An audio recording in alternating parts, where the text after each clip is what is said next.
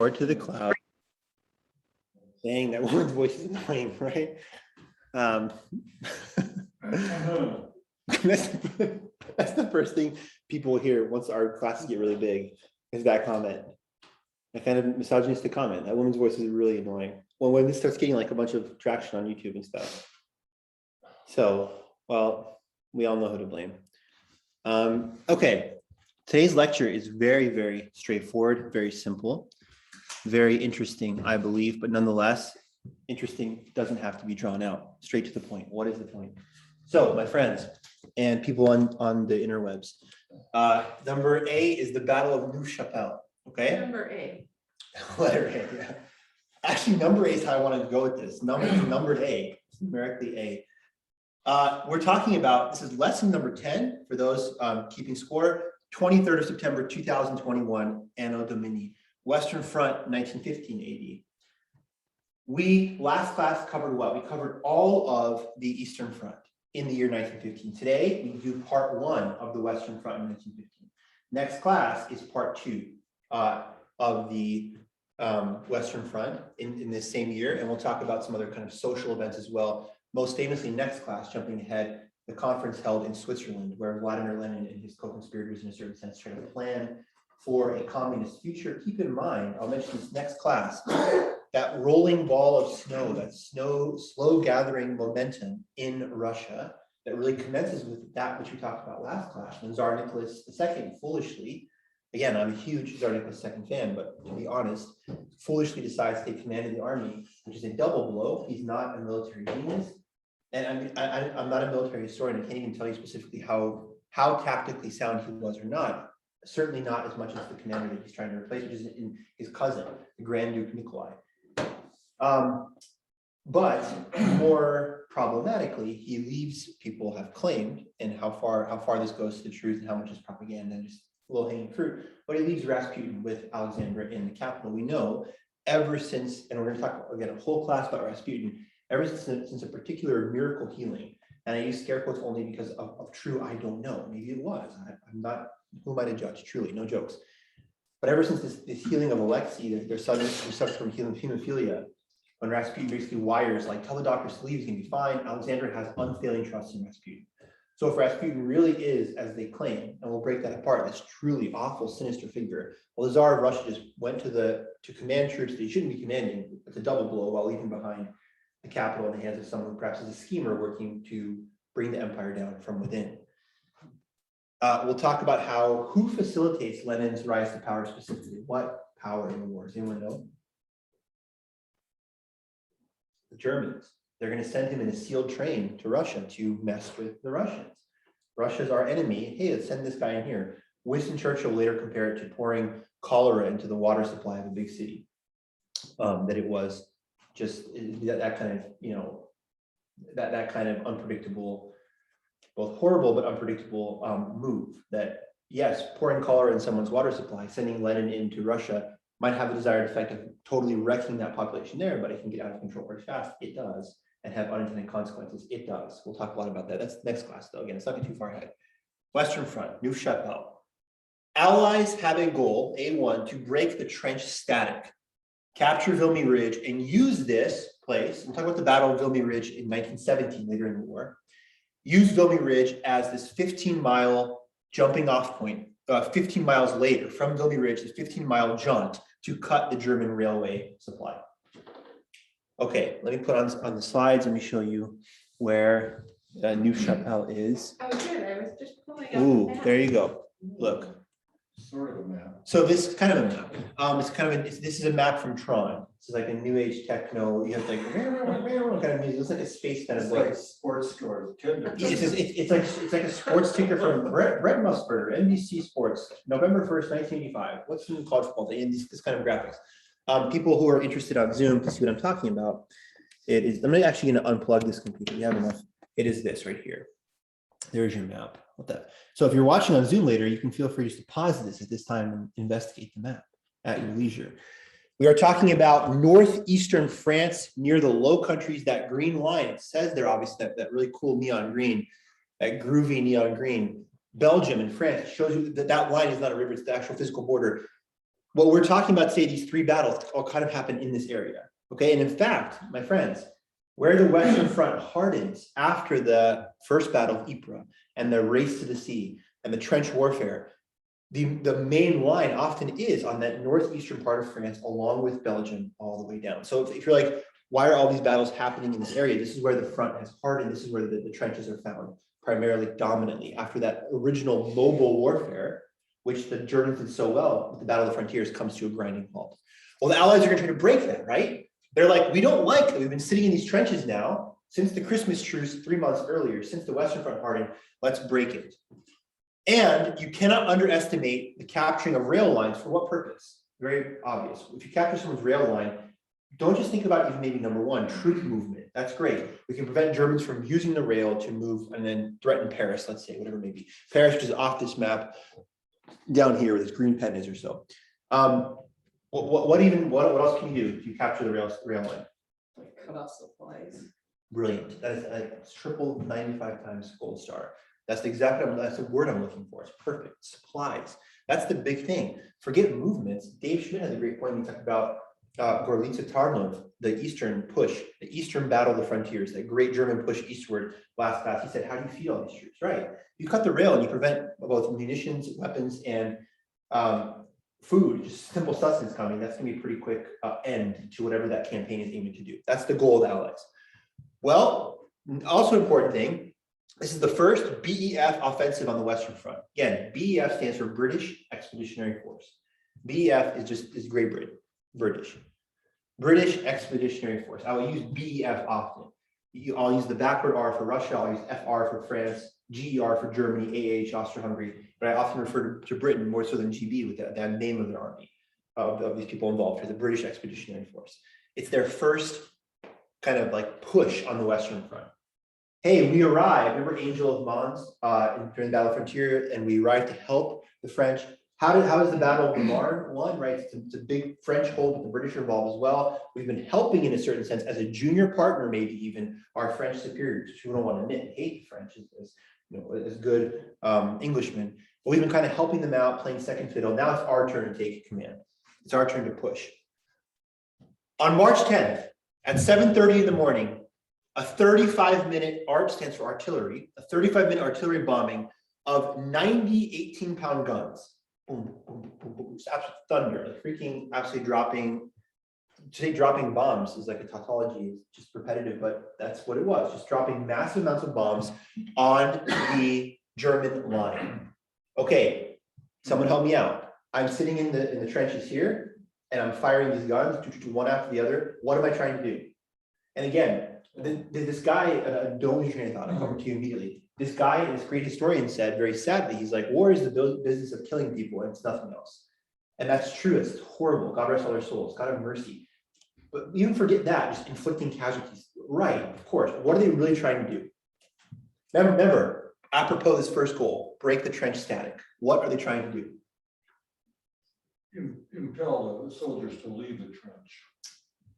More than that, even. That's good too. Again, it gets so sad and horrible to say. But not really. Because you know, like, that's good if you like take them out, make them leave. But what are they really trying to do? Remember, break trench static means what? We don't remember we talked about the trench warfare, got all the parapet and the duck boards, all that kind of stuff. And we said it's just kind of standing up, boom, boom, boom, boom, boom, boom, how hell that is in solitary confinement. Remember Gallipoli, the guy with the helmet above the thing, just like, you literally, a trench is like, you're seriously like this the entire time, just like, you know, head down. It's awful, right? So they're trying to do, like, leave that scenario. What does the artillery fire try to do to enable that? Because at 8:05 in the morning, the British will say, this is, I guess, successful. Send the infantry. Bomb first. This is, you want World War I tactics? Let me give you two things, okay? I said World War I is about artillery and it's about attrition. World War I tactics were basically, in a war where 75% of casualties are artillery, was basically bomb the heck out of other people and then send your infantry troops in. But then you have stuff like I keep hinting at, the Somme, where we do that and people just get completely mowed down. They're like, I guess we just stay in the trench. We're just going to sit in the trench. Horrible. But the goal is to bomb with artillery and then move people forward. Has anyone heard of what a creeping barrage is? This is a tactic discovered later on. They say, instead of doing what we're doing here at Neuve Chapelle, boom, boom, boom, boom, boom, quiet, and then you guys go, You're gonna start marching, and we're gonna bomb in front of you. It takes a lot of mathematical precision. We're gonna cover you. It's a creeping barrage. Every 5 seconds, we're gonna bomb people in front of you, and the goal is we have to be think about how rock and a hard place for advancing infantry, right? We have people gonna shoot us here, and behind us we're firing over our head. And if we miss, we know what happens. If we miscalculate, we know what happens. That's a perfectly timed. You have to be marching in certain things because in front of you, they give you a couple 100 yards of space. Maybe it's even closer than that. Artillery than infantry. What they're above all trying to do, to answer your question, is break the barbed wire and break the machine guns. They're trying to disable the stuff that kills people. Not so much that they're okay with if we make this into a Napoleonic War. If we show up and this guy's fighting with muskets and bayonets, it's brutal, awful stuff. But nonetheless, man against man, that's kind of what we're hoping for. They're saying if we don't disable their machine guns and they can just sit back there as we go, we can't. If we don't take out their heavy guns, they can pound us back. They're trying to break away, and especially the barbed wire. Okay, cheval frise is kind of like barbed wire. It's like razor sharp, almost like steel wool type stuff that when you're marching, you can't get over. Like to touch it is like excruciating pain. So the artillery fire often is as much geared towards as much as casualties, as much as disabling the weaponry that other people have. Destroy their trenches, their guns, their blockades, whatever it may be, okay? All right, it works. Well, in many ways, A3 narrative, I skipped over that, aerial photo reconnaissance excellence. It's the first time aerial photography is used in warfare. By the BF, and they take good aerial reconnaissance, so they have a good idea of what the field looks like, and it works, okay? 200 yards, trench captured plus town. Immediately, March 10th, success. This is Neuve Chapelle, a success for the British. They captured 200 yards of German trench and take the town. Great. Uh-oh, you see where I'm going with this. I've kind of impregnated the downslide now, but they've overran, plus lack supplies and reinforcement. There's the saying in World War I, the men were lions led by donkeys. The men were great fighters, the generals were idiots, for lack of a better word. Is that too harsh? Yes, I think, probably. I have a book that I haven't read yet that I got from Bruce Books in Pullman. I highly recommend Bruce Books in Pullman. But when you enter, please make sure that you wear a mask, even if you are fully vaccinated, per CDC guidelines. That's what it says in the door. Or maybe per Washington state regulations. What does that mean exactly? What are you talking about? Doesn't Washington state have? What is their what is mask Washington? mandate back? What is regulation? What are words? What is the alphabet? That's my thought. You get back to me on that. Bruce Brooks have 100 employees. What are words? Is that There this is are one of your the- questions? The books got 100 employees, authors, you yes. count the authors. There are They some books. employees? There are some books tasked with holding other books together, which serve as employees. Maybe I don't know. Bruce Books is really cool. Anyone not been to Bruce Books here? Shame on you. Yeah. Used to be, didn't it used to be in Moscow? Did they move to Poland? Or is it Bruce different? Brooks, they put a Pullman on. Dave, Main, wow, you could not be more on wrong. the with that. left-hand side. Hours. Okay, They're on the left-hand side, like before the bike shop. Okay, I think the side they're on is we have to get back to the lecture side. yes. My fault. I'm scolding me. Who started this nonsense diversion? It wasn't you, Betsy. You're always on point. It was me. It was stupid me like always. I apologize. There's a book in Bruce Books I got about how the generals, we should have a more sympathetic view of them, you know, and okay, fine. But here's the problem, right? Great, the artillery thing works. We've broken the static. We captured the town, Neuve Chapelle. We are ready to push and get out of the trenches. But the lack of supplies and reinforcements means Germans push back immediately and then it's a retreat. So Neuve Chapelle is, I'm going to say, a victory for the BF on day 1, day 2 and 3, the Germans, boom, boom, boom, boom, boom, boom, boom. Germans put in tactics, Germans put in artillery fire. I guess that it didn't work well enough to completely disable the other line. They're going to be forced to retreat. But, but double star, not only failed breakthrough, please star that word, breakthrough. If you read World War I literature, you will always hear people talking about a breakthrough. What they mean is wherever it's on the Western Front, whatever battle, they mean we're in the trenches, we hate this head over, shoot, head down, head over, breaking open a line and just not stopping, just going to Paris, to Berlin, whatever it is, breaking the static warfare, getting out in the open again.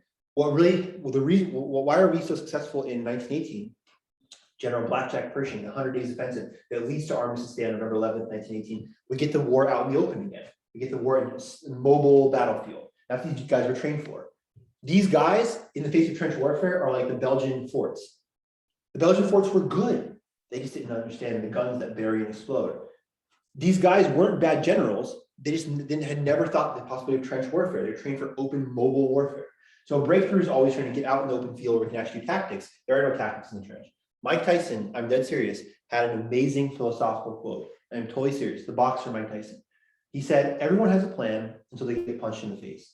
And that's absolutely true. Like I'm not a boxer, but I can imagine like you're working for this fight 6 months, I'm gonna do this, I'm gonna work his like midsection. But you come out in the fight and the guy like smokes you in the mouth twice and like almost breaks your teeth, like, dang, okay, I just survived. Forget all that, I just don't want to die.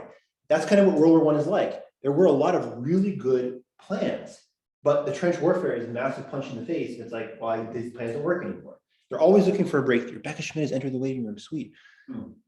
Okay, so lack of breakthrough, but here's the problem, guys. General Douglas Haig, you will be very familiar with this name, Haig, H-A-I-G. Haig is known as Butcher Haig, perhaps unfortunately, he's the general at the Somme. He is known in history in a negative sense, people that hate him, as being a guy who couldn't give less of a flying expletive deleted about his soldiers, send them across. Haig, wave attrition.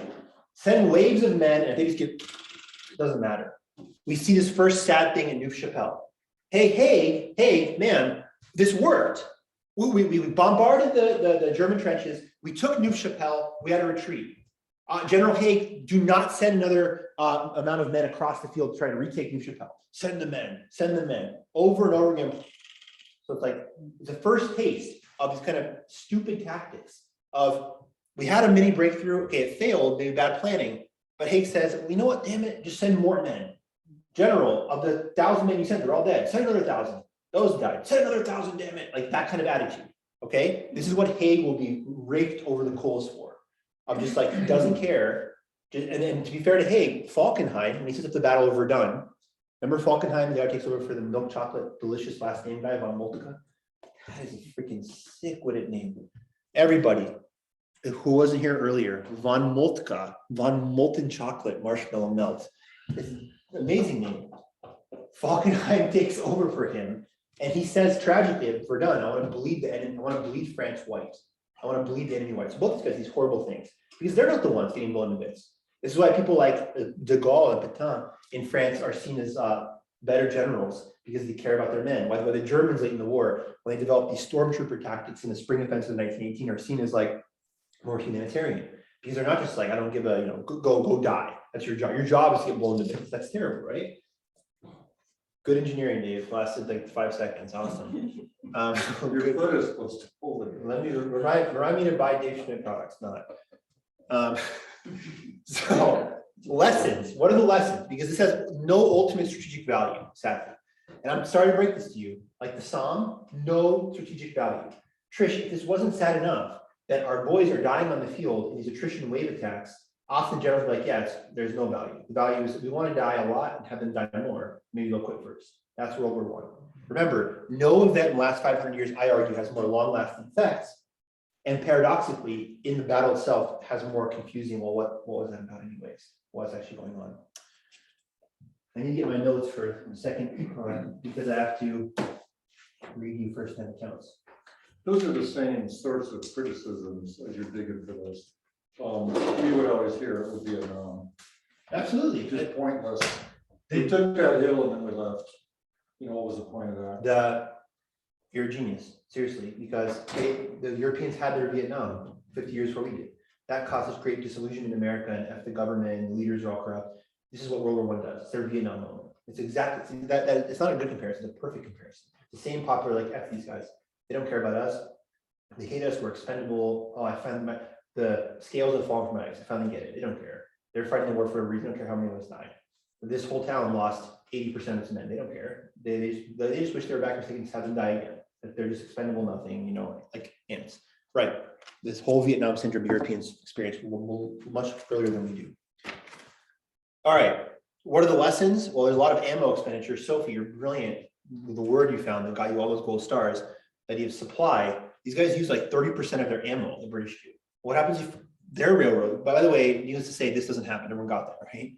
Like the whole goal was to not just take New Chappelle, but get Vimy Ridge and then cut the railroad system. Obviously, they get absolutely cut down after the first day, right? So that's not, it doesn't, they fail. Ammo expenditure, the idea that the war economy is going to be necessary, that the whole economy has to get behind the war effort, and finally, that a surprise is the only hope when you attack. If you want to break the trench static, you got to just hit them where they're not expecting it. And hopefully next time, when we capture the town, we have better tactics and better reinforcements not to lose what we've got. Because if you're like Gracjan, I'm getting the kind of thought that everything we talk about the Western Front is little ground gained and then surrendered, and then we just stay in the trench forever. You're exactly right. Sorry to break it to you. Sorry to spoiler alert. That's the whole trench warfare. It's just nothing but static attrition. There is never a breakthrough achieved. You can argue until the very, very end of the war when the Americans come in. Go America. Amber waves of grain or purple mountains. You want to join me? No. Above the fruited plain. No, America. no, we don't do it. America. Folk way, Why? because we are not folk. Ooh, epic fail, Betsy. We're not- Second Second, you guys just suck. Sorry. Is that a rap song? America. This is the remix. America, yeah. It's your boy DJ Stars and Stripes. Yeah. Okay, so let's look at pictures from New Chappelle and then I'll show you where Second Ypres is. We have to have levity in the midst of all this kind of really awful stuff, right? Really though. This is what the town gets reduced to. This is horrible. Again, trees that used to be standing there, structures that used to be standing, just complete desolation. You see the water in the foreground, these shell holes that fill up, that become quagmires most sadly and tragically at places like Passchendaele, which is 30 Ypres. We'll talk about that in 1 second. And just absolutely brutal. The front line, look, I mean, the picture is extremely bad quality, but you can even make out through the pixelation how everything is just laid waste to. Okay, Second Ypres. The reason I've chosen this photo as the kind of opening is because Second Ypres is the first time gas is used in the Western Front. Where is it used in the Eastern Front? At Bourlamauf, remember January 31st, 1915. Okay, Ypres, I would argue, everyone talks about the Marne, the Somme, we're done. I would argue Ypres is the most important city of the First World War, the most legendary. Because there's 3 battles of Ypres, and look how famous they are. First Ypres was, we talked about that in the Christmas truce, that ends the race to the sea, that hardens the Western Front. The first battle of Ypres creates trench warfare. That sounds pretty important, right? And then the third Ypres is where the Battle of Passchendaele is a sub-battle, is arguably the most heart-wrenching kind of battle of the whole war, maybe on the same level of the Somme or more. Passchendaele becomes this where in Flanders fields, because of the low country land, flooded, shell holes, people are just dying in quagmires. That's third Ypres. And second Ypres is the first time gas is used in the Western Front. So every battle of Ypres is monumentally important and very, very famous. What's the most important battle of the Civil War? Gettysburg, Vicksburg. Like Ypres has all of those kind of in its 3 battles, 3 iterations. It's fought between April 22nd and May 25th. I'll get to these green things soon. You probably guessed it already, but we'll talk about that at the end when I really make some points about, again, keeping score, who's winning. First wide gas use attack on the Western Front immediately, April 22nd. At 5 p.m., the Germans, the ones who would do it, they release chlorine gas, 2,000 to 3,000 casualties, close to maybe up to 1.4 thousand people killed. God rest their souls, very effective in a horrible way. Who released it? The Germans released the gas against the French. And the French did not, or did they? Oh, they will. Everyone uses gas in the First World War. Everybody. I think I'm not saying this out of American pride. I'll have to do more research to get closer to the American lectures later. And we're going to talk about America actually today briefly. But what our involvement with gas is when we enter the war officially in April of 1917, and really start coming over in early 1918. But all sides, here it's the Germans, and hence the whole surprise. It's same thing, guys. I have here in red, when all surprise is gone, full attrition hardens. How do you break trench warfare? Maybe with a great artillery strike, and then you send people across. Oh, but you took New Chappelle, but you didn't have the reinforcements. But that worked. Maybe you use gas. That's pretty effective. And in fact, the Germans take 2,000 prisoners, 51 guns, and they open up a 4-mile gap in the French line. That's pretty effective. Okay. But what happens again? This maybe should be starred, yet fail exploit. So often in the First World War, General Dave Schmidt, all he talks about ad nauseum over a dinner and the army, the officers' dinner is like, get a breakthrough, get a breakthrough. You finally get a breakthrough. And he's like, well, hold on, let's survey. No, go, go, go. This is what happened at the First Battle of the Marne. Alexander von Kluck, the head of the First German Army, wanted to go to Paris. And in the transition of von Moltke to Falkenhayn, he's told to halt and wait and swing off, to the side. And the Germans might have ended the war within a month, which we said so many times. So, well, you can't say this. You can't be on the German side. How dare you? But might have been better for Europe. 40 million people might have had their lives not even saved. And what happened after the Germans won the Franco-Prussian War? Well, they just burned Paris to the ground, right? No, right? They're like, we won the war. We're top dog now. You guys can go back to your thing. Like, they didn't even make them a vassal state. We know Bethmann von Hollweg's September plan. He wanted to do that, but yeah, that might have been best. That indecision maybe cost Europe 40 million lives in their Vietnam moment and all the stuff that followed. Who knows? People have said rightfully, if Germany wins World War I, does Adolf Hitler come to power? Probably not. Probably not. What does he even protest against? Hitler comes to power, gains after his Munich beer hall push in the 1920s, all this anger against the Weimar government, stress on government. That doesn't exist if the Kaiser is still in power. Playing alternate history is maybe dangerous sometimes because they're not the facts, but it's fun. Maybe the indecisiveness of von Moltke, not letting Kluck go and take Paris, that push, maybe that changes the whole course of the 20th century. The Battle of the Marne is indeed perhaps the most important battle of the last 100 years. It's true, because of what could have been. The Germans take the towns of Langemark and Pilkum, yet fail to exploit. I'm going to read you accounts of the incident in a second. But what's the end result? Well, the British retreat 3 miles back. Ypres is completely destroyed by artillery fire. All right. So let me show you these photos. The end result, again, is German indecisiveness. Like here, say, what? Neuve Chapelle, British success, bad planning, they lost. Here it wasn't bad planning, it's good planning, they're just indecisive and they fail. Okay, let's look at the photos.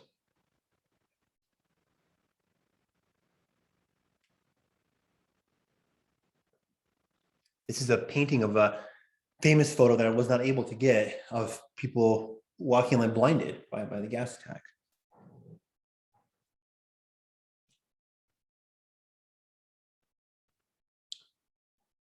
Stay on that photo while we talk about Ypres.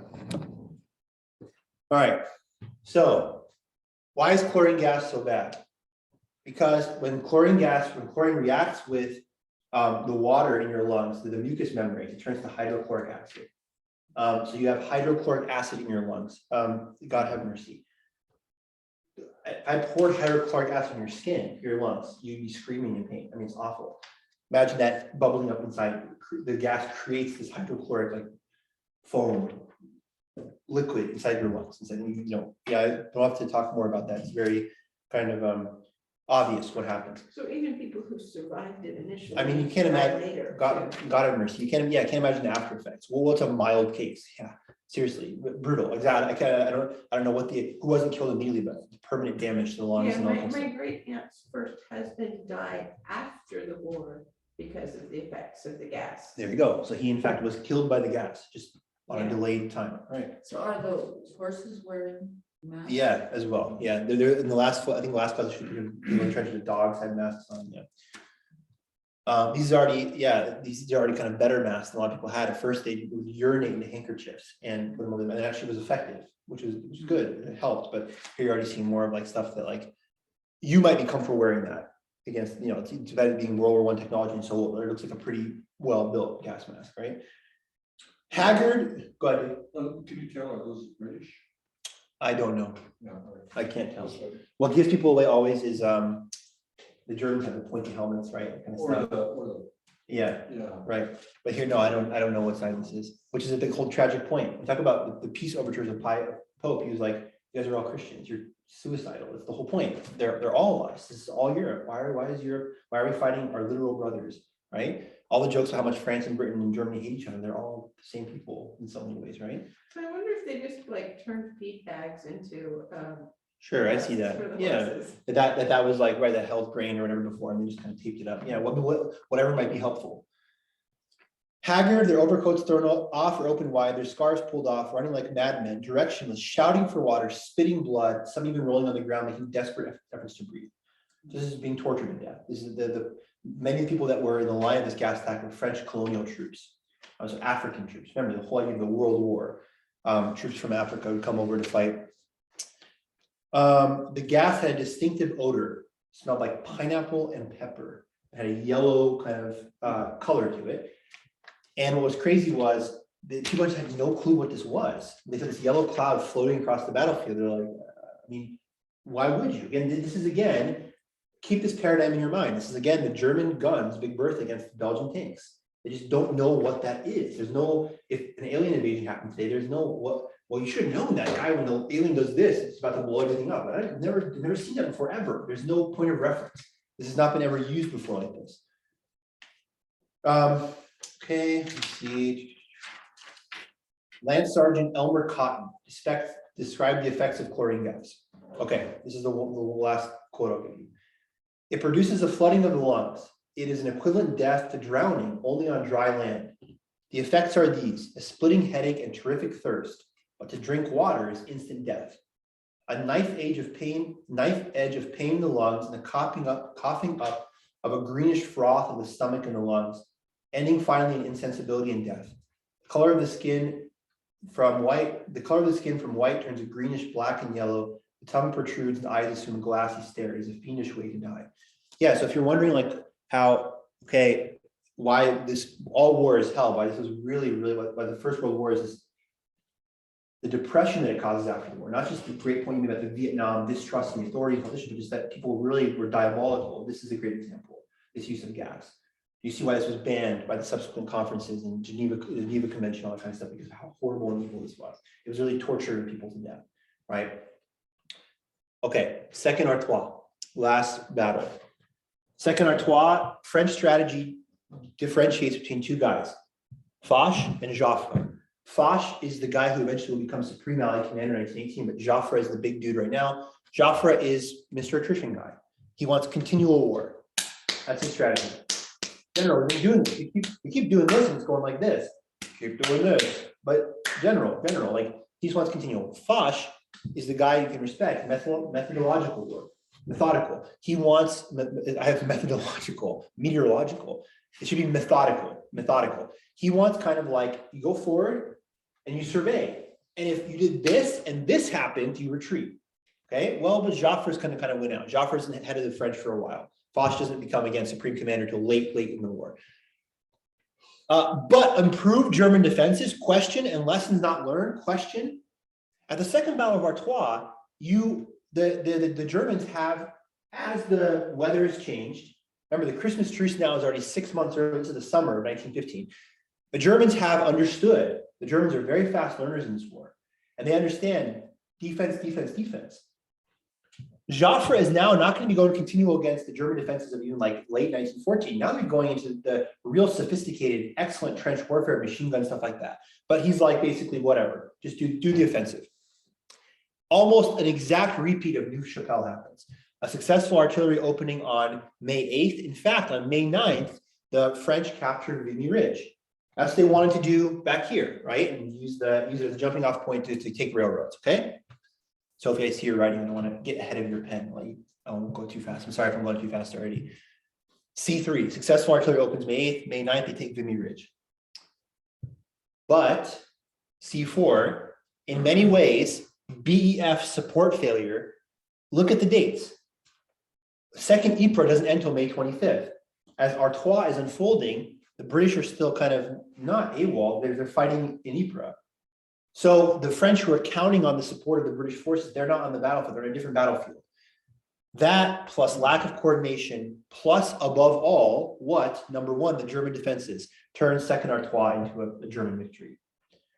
Because C5, by May 20th, this, I have circled in blue, German offenses, okay?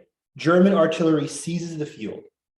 By May 20th, 11 days into the battle, the early French success, just like the British success in Neuve Chapelle, has been completely neutralized. And the Germans like boom, boom, boom, boom, boom, boom. At this point, one battle, this is one of the battles where I think there are like, in one charge, there's 8,300 British casualties and 0 German casualties. And the Germans stop firing. They're like, this is not right. Like they're advancing, we're just like mowing them down. They're mowing them down like from like 5 football fields away. And they're just like, "Oh, just stop, let them go. This is wrong. We're not gonna shoot people in the back, fleeing over people, dead people, just complete massacre." But again, this continual thing, keep sending him is the great tragedy of the war. General, we did 4 identical attacks, everybody died. Let's try a 5th. That kind of attitude, seriously, it's incomprehensible. And leads to this Vietnam syndrome of like, why should we ever trust these people? They don't care at all about us. I know we're trying to win the war. They couldn't care less though if our sons die, our brothers die. June, French failure. Okay. Yes, they originally seized Vimy Ridge. That was kind of that was some kind of original success, right? Just like New Chapelle. But again, the great lesson of all the battles today is early success, but lack of planning, and leads back to where we started. This is a lecture about whatever the 360-degree turn, not 180, just literally back to the same spot. We wanted to break the trench static warfare. We make early success. The Allies at Artois and Nouvelle Chapelle with artillery fire, the Germans with gas at Ypres, but then there's no plan. Oh, we didn't actually expect to win. We didn't think we'd be able to. That's pretty stupid, right? Well, football coach is like, I have no plays inside the goal line. I never expect to be in the red zone. I thought the Vandals were going to punt every time. Wait, we're down the 5-yard line. I don't know what to do. Panic, run away, quit. It's literally like that, right? It's like you're supposed to expect that you're going to have success and follow up. There's a lot of that. This is still early in the war, but there's a lot of this going on. Okay. Let me talk about the last thing, and then I'm going to finish with the numbers.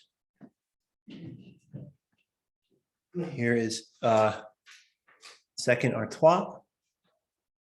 This is a great. Word again, what are you saying? Where? What is that? That's the name of the battle. Artois, Artois. And that's the city? City, yeah. Okay. Vis en Artois. So you see it in the map. This is a great map because it shows you all of France and shows you the geography. You see where Lille is? A little bit above Lille is Ypres, already in Belgium. So you see how close the British, the channel is to Britain. And you see the whole kind of Western front. If you see that gray line running down to Strasbourg. Strasbourg, by the way, is Alsace-Lorraine. The infamous, famous Alsace-Lorraine, the revanchist party wanted to go to war so bad for, to take Alsace-Lorraine back from the Germans. That's where that is. That line running down is our national borders, Belgium and Luxembourg and Germany. But it's basically pretty close to the Western Front, right? And a lot of these battles are in that extreme northeastern corner near Belgium and the Netherlands, up towards the channel, already towards Britain. Artois, like all these places are just completely hammered and destroyed. Lusitania, last point. This is a picture of Lusitania. This is a good picture here of the comparison to the Titanic. Okay, it is the exact same ship, basically. If you've seen Titanic with Leo DiCaprio and Kate Winslet, which is definitely the best movie ever made, it's basically the same thing. 880 feet. The best line in Titanic is when Leo and Kate are downstairs. Jack and Rose. They're down in the lower deck and their water's flooding up. And Kate says, wait for it. We have to go up. It's amazing. It's like, I didn't think that. Jack's like, I don't know which way we're going to go. And she says, up, right? Yeah, No, come on. Leo and Kate Winslet, freaking awesome chemistry. They have freaking epic level chemistry. I don't get, if they were both single before that movie, I don't get how they didn't get married and have 65 children. Like, they were an amazing chemistry. Very well cast. 880 feet for Titanic, 780 for Lusitania. Titanic's a little bit longer, but it's basically the same ship, same technology, whatever. When does Titanic sink? Anyone know? My last photo for you people online. New York Times. I'll read you the headline. Lusitania sunk by a submarine, probably 1,260 dead, twice torpedoed off Irish coast, sinks in 15 minutes. The last point, Washington believes that a grave crisis is at hand. And indeed was. Washington was correct to believe that, our capital, our brain trust. When does the Titanic sink? Anyone know? Lusitania is May 7th, 1915. May 7th, 2 days before the opening of the second Artois, while second Ypres is going on. That's Lusitania. Is it 1904? Oh, really? Yeah. Okay, 1904, you say? I guess It says 1912. well, it says 1912, so there you go. Sorry. Wow. Yeah, I'm gonna go with that. Sophie, Yeah, way probably. to use notes. Good job. Yeah, it's perfect. Exactly. April 14th, 1912, right before the Great War. Unlike the Titanic, which is an iceberg, Lusitania is a British ocean liner sunk by a German U-boat 11 miles south of Ireland. Kills 1,198 passengers and crew. God rest all their souls. She was sunk in Lusitania on her 202nd transatlantic cross. She already had done 201. This is very, a very kind of a reliable ship, right? Now, this raises the question, this is the amount of casualties, all these poor people that died, U-boat significance in blockade. Well, that's pretty scumbag of the Germans to use U-boat to torpedo this boat, right? Well, wait a second. It was pretty scumbag for the British, instead of fighting the German soldiers, to blockade food coming in, starving the German population. That's pretty scumbag. In war, if this is a passenger ship, you're not supposed to have guns and stuff on it. Apparently, there was tons of guns and things. So if there's a lot of guns and like ammunition being sent to allies, right? Then maybe there's a lot of complex things here. But we can say without fail, without any doubt, is God rest all their souls. Tragic and awful. But this isn't like, ooh, just bad Germans, bad Germans. In some ways, the British are very angry because the U-boats neutralize their control of the sea. Britannia rules the waves, right? Like not with U-boats anymore. But Britain had that 2-to-1 power ratio. Remember the great Anglo-German boat building competition of the late 19th century? Something like, I have no clue what you're talking about. It's in my notes though. That's what she says. It's in my notes earlier. I know Gracjan, I got it. Don't know what you're saying now though. Well, there's this 2-1 rule that the British were like freaking, no one else gets to, if that's what they said. They're like, blah, blah, blah, blah. That's legit verbatim. The German said, the British said, if Dave's country has 6 boats, we have to have 13. Oh, they have 8 boats now, we have to have 17 boats. We're not going to allow it to be double. Well, the U-boats kind of neutralize that. This U-boat undersecret submarine warfare becomes a big problem. Last quote, we're done. We're early today. This has been by far the most economically efficient lecture. We freaking crushed this. Trish Schmidt is like, in her mind, there's one phrase going off over and over and repeat. Yeah, buddy. And I second that. You're right, Trish. Yeah, buddy, indeed. Don't humor him. What? Don't humor him. Don't go along with it. Don't do it. Just say no. Just like the Nancy Reagan lady. Say no to drugs. Say no to his comedy. The comedy. Is that what you call it? You call it comedy? Hey, I have a comment, if I may. No. Before you go into Whatever. a victory lap. Whatever, dude. By coincidence, just a trivia thing, Lusitania sunk off the Irish coast. Yeah. And the Titanic, since you draw the comparison, was built in Ireland. Yeah, that's right. That's exactly right. Small, and in fact, I think it was the last time it was seen was A lot. leaving with South Ireland. Right. A lot of people were very angry at this in the movie too, that like Irish were mistreated by the British so often, right? We have to be in 3rd class, and we're the ones who built this boat, right? Yeah, exactly right. We're going to do a whole lecture on Ireland soon, I think in 2 classes. There's an Easter uprising. Again, World War I, everything happens. I have to know, everything happens in World War I, everything, including the move to Irish independence and all this kind of, why is there Northern Ireland time of troubles, all that in Belfast? That happens in this time period as well. Really quickly, guys, who won here? Well, let's look at the casualties. At Neuve Chapelle, the Germans lose 10,000 guys, the British 13,000. That's pretty even, but I mean, the Germans won strategically, but they also saved 3,000 lives, less lives. Second Ypres, French and British casualties are 80,000, while German only 35. So that's pretty decisive. The Germans lose less than half of what their opposition loses. The Germans are not just better tactically and taking more land, they're also saving more lives. And how about at Second Artois? Well, it's possible, take the high end estimates, that at Second Artois, the French and British casualties combined are 153,000. And if you take the low estimate of the Germans, it'd be 3 times that, only 50. But even if it's 80, it's still about half. So just in 1915, early Western Front, this is an important number. So A, B, and C, these 3, Allied losses total are about 246,000 men. Okay, 250,000 men. Whereas German might be even less than 100,000. At high, 125,000, less than half. That is also a big key. The Germans are saving lives, the Allies are expending them. To be continued.